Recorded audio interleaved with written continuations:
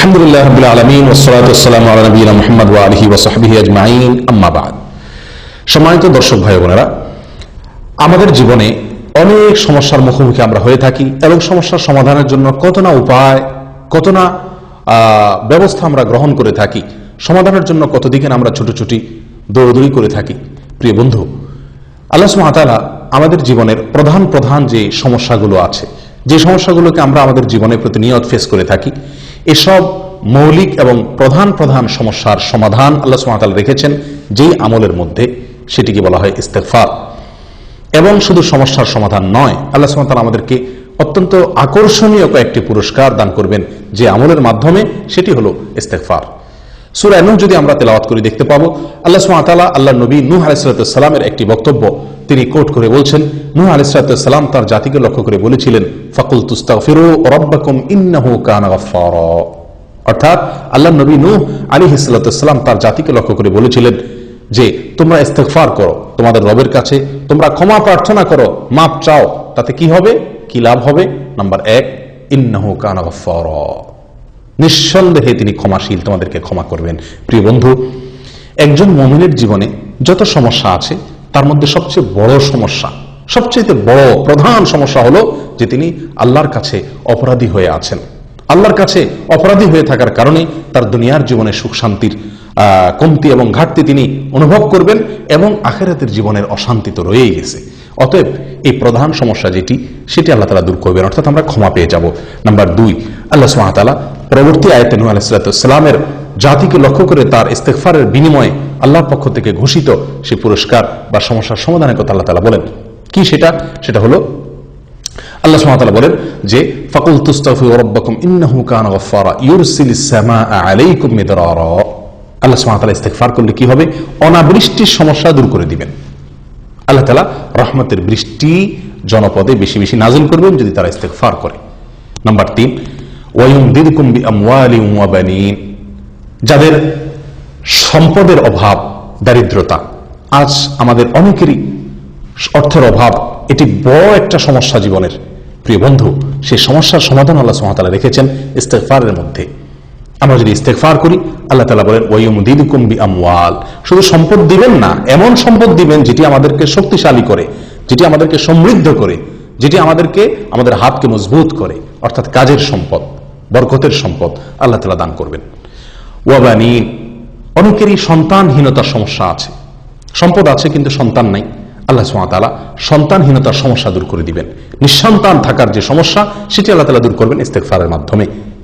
অতএব যদি কেউ ইস্তেগফার করে, আল্লাহ তাআলা তাকে সন্তান দান করবেন। হাসান বসরি রাহমাতুল্লাহর কাছে কেউ যদি সন্তানহীনতার অভিযোগ নিয়ে আসতো, তিনি বলতেন ইস্তেগফার করো। আমাদের আজকাল সন্তান না হলে আমরা কত আমল খুঁজে বেড়াই, আমল হাতের কাছেই রয়ে গেছে, সেটা হলো আপনি ইস্তেগফার করেন। শুধু সন্তান নয়, আল্লাহ তাআলা এমন সন্তান দিবেন যে সন্তান আপনাকে শক্তিশালী করবে। আল্লাহ বলেন ওয়ায়ুমদিদকুম বিআমওয়াল ওয়া বানিন, আল্লাহ তাআলা সম্পদ এবং সন্তান দিয়ে তোমাদেরকে শক্তিশালী করবেন, সমৃদ্ধ করবেন, সহযোগিতা করবেন, সাহায্য করবেন। অর্থাৎ যে সন্তান, যে সম্পদ আমাদের কাজে আসবে, যেটি আমাদের হাতকে শক্তিশালী করবে, আমাদেরকে দুর্বল করবে না। প্রিয় বন্ধু, ইস্তেগফারের মাধ্যমে আমরা প্রধান গুরুত্বপূর্ণ 3টি সমস্যার সমাধান এখানে পেয়ে যাচ্ছি। প্রথমত, আল্লাহ তাআলা আমাদেরকে মাফ করবেন, ক্ষমা পেয়ে যাব। দ্বিতীয়ত, অনাবৃষ্টির সমস্যা দূর হয়ে রহমতের বৃষ্টি আমরা পাবো। তৃতীয়ত, আমাদের অর্থের অভাব অনটন আল্লাহ তাআলা দূর করবেন। চতুর্থত, আল্লাহ তাআলা সন্তানের যে অভাব, সেটা আল্লাহ তাআলা দূর করবেন ইস্তেগফারের মাধ্যমে। এবং পরবর্তীতে আল্লাহ সুবহানাহু ওয়া তাআলা আরো কয়েকটি পুরস্কারের কথা বলছেন। আল্লাহ সুবহানাহু ওয়া তাআলা বলেন ওয়ায়ুমদিদকুম বিআমওয়ালিন ওয়া বানিন ওয়া ইয়াজআল লাকুম জান্নাতিন ওয়া ইয়াজআল লাকুম আনহারা। আরো 2টি পুরস্কারের কথা আল্লাহ তাআলা পরবর্তী আয়াতে বলছেন। যদি তোমরা ইস্তেগফার করো, তাহলে আল্লাহ সুবহানাহু ওয়া তাআলা বাগ বাগিচা, ক্ষেত খামার, ফসল, এগুলো আল্লাহ সুবহানাহু ওয়া তাআলা বাড়িয়ে দিবেন। রিজিক বেড়ে যাবে, অর্থ আছে, সন্তানও আছে, কিন্তু ক্ষেত খামার, ফসল ইত্যাদি ভালো হয় না, এটাও একটা সমস্যা। আল্লাহ তাআলা সেই সমস্যার সমাধান রেখেছেন ইস্তেগফারের মাধ্যমে। ফসল ইত্যাদি বেশি হবে যদি আল্লাহর কাছে আমরা ইস্তেগফার করি। নাম্বার 6, আল্লাহ সুবহানাহু ওয়া তাআলা বলছেন ওয়াজআল লাকুম আনহারা, ইয়াজআল লাকুম জান্নাতিন ওয়া ইয়াজআল লাকুম আনহারা, এবং তোমাদের জন্য নদী, নালা, নহর, প্রশবন, ঝর্ণা, পানির যে সমস্যা, আসমান থেকে নাজিল হওয়া পানি, এটি আল্লাহ তাআলার একটি রহমত। আর জমিনে এরকম ভাবে নদী, নালা ইত্যাদিতে পানি থাকা, খাল বিল ইত্যাদিতে পানি পরিপূর্ণ থাকা প্রয়োজন অনুপাতে, সেটা আরেকটা আল্লাহ তাআলার নিয়ামত, সেটিও পাওয়া যাবে ইস্তেগফারের মাধ্যমে। 6টি নিয়ামত আমরা এই আয়াত থেকে, শুধুমাত্র এই 3টি আয়াত থেকে আমরা পেয়ে গেলাম। প্রিয় বন্ধু, ইস্তেগফারের মাধ্যমে আরো একটি জীবনের বড় সমস্যার সমাধান আপনারা দেখেছেন, সেটি হলো বিপদ আপদ, মুসিবত। এমন কোনো মানুষ নেই যার জীবনে বিপদ আপদ আসে না, যিনি বিপদ মুসিবতের সম্মুখীন হন না, এরকম কোন লোক আমরা একটি মানুষও সারা পৃথিবীতে খুঁজে পাবো না। প্রত্যেকটা লোকের জীবনে বিপদ আপদ এবং মুসিবত আসে। প্রিয় বন্ধু, এই মুসিবত আসলে আমরা অস্থির হয়ে যাই, খুব বেশি টেনশন করি। টেনশন আপনি করেন, চিন্তা আপনি করেন, কিভাবে সে সমস্যা থেকে আপনি উত্তরণের পথ খুঁজে পাবেন সেই চেষ্টা আপনি করেন। কিন্তু বন্ধু, আপনি যত বেশি চিন্তা এবং টেনশন করবেন তার চাইতে বেশি আপনাকে ইস্তেগফার করা উচিত। কারণ ইস্তেগফার বেশি করার মধ্যেই আল্লাহ সুবহানাহু ওয়া তাআলা মুসিবত থেকে বের হওয়ার উত্তরণের পথ সেখানে আল্লাহ তাআলা রেখে দিয়েছেন, ইস্তেগফার করার মধ্যে। এই বিষয়ে আমরা অত্যন্ত গুরুত্বপূর্ণ এবং বেশ শক্তিশালী কয়েকটি দলিল আমরা নিতে পারি। নম্বর 1, আদি পিতা আদম আলাইহিস সালাম তার জীবনে যখন সবচেয়ে বড় সমস্যার তিনি সম্মুখীন হলেন, জান্নাত থেকে আল্লাহ তাআলা বের করে দিলেন, আল্লাহ অসন্তুষ্ট হয়ে গেলেন, তখন তিনি আল্লাহ সুবহানাহু ওয়া তাআলার কাছে ইস্তেগফার করেছিলেন। আল্লাহ তাআলা তাকে তখন তার সেই সমস্যা দূর করেছিলেন। কিভাবে ইস্তেগফার করেছিলেন? তিনি বলেছিলেন, রব্বানা যালামনা আনফুসানা ওয়া ইল্লাম তাগফির লানা ওয়া তারহামনা লানাকুনান্না মিনাল খাসিরিন।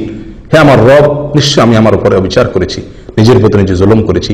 যদি আপনি ক্ষমা না করেন, আপনি রহম না করেন, আমার বড় ক্ষতি হয়ে যাবে, আমি বড় ক্ষতিগ্রস্ত হয়ে যাব। মাবুদ আল্লাহর কাছে ছোট হয়ে ক্ষমা চেয়েছেন, আল্লাহ তাআলা তার সমস্যা দূর করে দিয়েছেন।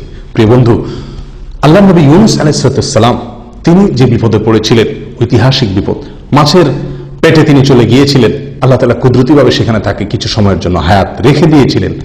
ওই মুহূর্তে তিনি আত্মরক্ষার জন্য যে চেষ্টাটুকু করেছিলেন, এই বিপদ থেকে বের হওয়ার জন্য, এই বিপদ দূর হওয়ার জন্য যে চেষ্টা করেছেন সেটি হলো ইস্তেগফার তিনি করেছেন। তিনি আল্লাহর কাছে যে দোয়ার মাধ্যমে সাহায্য প্রার্থনা করেছিলেন, যে দোয়াটি পাঠ করেছিলেন, সেখানে আল্লাহর কাছে বড় বেশি ভালো লেগেছে। আল্লাহ তাআলা সেটা কোরআনে উল্লেখ করেছেন। কি দোয়া করেছিলেন? তিনি বলেছিলেন, লা ইলাহা ইল্লা আনত সুবহানাকা ইন্নী কুনতু মিনাজ জালিমিন, যেটাকে দোয়া ইউনূস হিসেবে আমরা জানি। অর্থাৎ আল্লাহ, আপনি ছাড়া কোনো মাবুদ নাই, আপনি পবিত্র, নিশ্চয়ই আমি অপরাধী, আমি জালেম। আল্লাহর কাছে নিজের দোষের কথা স্বীকার করে ক্ষমা চাওয়া, প্রিয় বন্ধু, এটা আমাদের জীবনের বড় বড় সমস্যাকে দূর করে দেয়। নূহ আলাইহিস সালামকে আল্লাহ তাআলা সমস্যা থেকে তাকে উত্তরণের পথ বের করে দিয়েছিলেন এই ইস্তেগফারের মাধ্যমে। আদম আলাইহিস সালামকে আল্লাহ সুবহানাহু ওয়া তাআলা তার বিপদ দূর করে দিয়েছিলেন এই ইস্তেগফারের মাধ্যমে। আমাদের নবী সাল্লাল্লাহু আলাইহি সাল্লাম বলেছিলেন, কালিমাতু আখি জিন্নুন, আমার ভাই জিন্নুনের যে বাক্য, লা ইলাহা ইল্লা আনতা সুবহানাকা ইন্নী কুনতু মিনাজ জালিমিন, এটাকে তোমরা আঁকড়ে ধরো, বলো, তাহলে কি হবে? আল্লাহ তাআলা তোমাদের বিপদ আপদ দূর করে দিবেন। প্রিয় বন্ধু, কোরআনে কারিমে এই আয়াতটি, এই দোয়াটি, ইউনূস আলাইহিস সালামের এই দোয়াটি উল্লেখ করার পর আল্লাহ সুবহানাহু ওয়া তাআলা বলেন, ওয়া কাযালিকা নুনজিল মুমিনিন, আমি যেভাবে এই দোয়ার মাধ্যমে, ইস্তেগফারের মাধ্যমে আমার নবী ইউনূসকে বিপদ থেকে আমি মুক্ত করেছিলাম, ঠিক একইভাবে, একই পদ্ধতিতে আমি ইমানদারদেরকেও এই সমস্যা থেকে আমি বের হওয়ার, যে কোনো বিপদাপদ থেকে বের হওয়ার পথ দেখাবো এই দোয়ার মাধ্যমে, অর্থাৎ ইস্তেগফারের মাধ্যমে। প্রিয় বন্ধু, এছাড়াও নবী সাল্লাল্লাহু আলাইহি ওয়াসাল্লামের একটি বিখ্যাত হাদিস আছে, যে হাদিসের সনদ বা তার সূত্র নিয়ে মুহাদ্দিসিন ইকরামের অনেকেই প্রশ্ন তুলেছেন, কিন্তু তার যে মর্ম, সেটা যে বিশুদ্ধ, এটা নিয়ে কারোর কোনো সন্দেহ নেই। হাদিসটি হলো, মান লাজিমাল ইস্তেগফার, যে ব্যক্তি ইস্তেগফারকে আঁকড়ে ধরবে, সব সময় ইস্তেগফার পড়বে, শুধু এক দুবার পড়বে তা নয়, এটাকে আঁকড়ে